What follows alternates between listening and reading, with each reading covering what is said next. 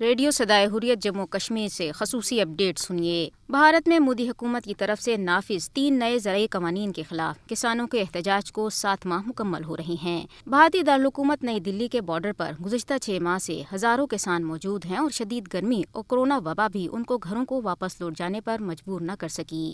40 سے زیادہ کسان یونینوں کی تنظیم مشترکہ کسان مورچہ نے بھارت میں کسانوں کے احتجاج کے 7 ماہ مکمل ہونے کے موقع پر ایک بڑے احتجاجی دھرنے کا اعلان کیا ہے۔ اس سلسلے میں احتجاجی تنظیموں نے کل 26 جون کو بھارت بھر میں گورنر ہاؤسز کے سامنے مظاہرہ کرنے کی منصوبہ بندی کی ہے۔ گورنر ہاؤسز میں زراعت کو بچائیں جمہوریت کو بچائیں کے نام سے دھرنا مظاہروں کا مقصد مودی حکومت پر 3 زرعی قوانین واپس لینے کے لیے دباؤ ڈالنا ہے۔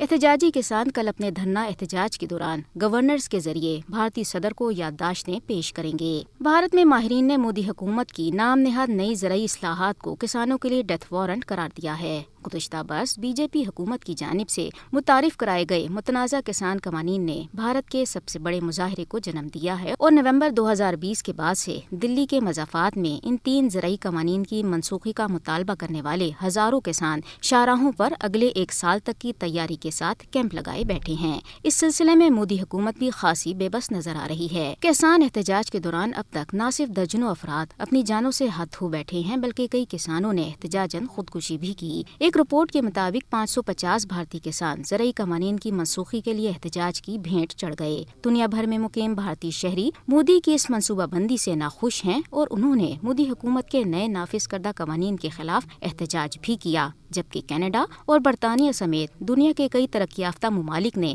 اس سلسلے میں بھارتی حکومت کو شدید تنقید کا بھی نشانہ بنایا۔ بھارتی کسانوں کے مطابق مودی چاہتا ہے کہ غریب بھارتی کسان بھوک سے مر جائیں تاکہ وہ اپنے امیر دوستوں کے پیٹ بھر سکیں۔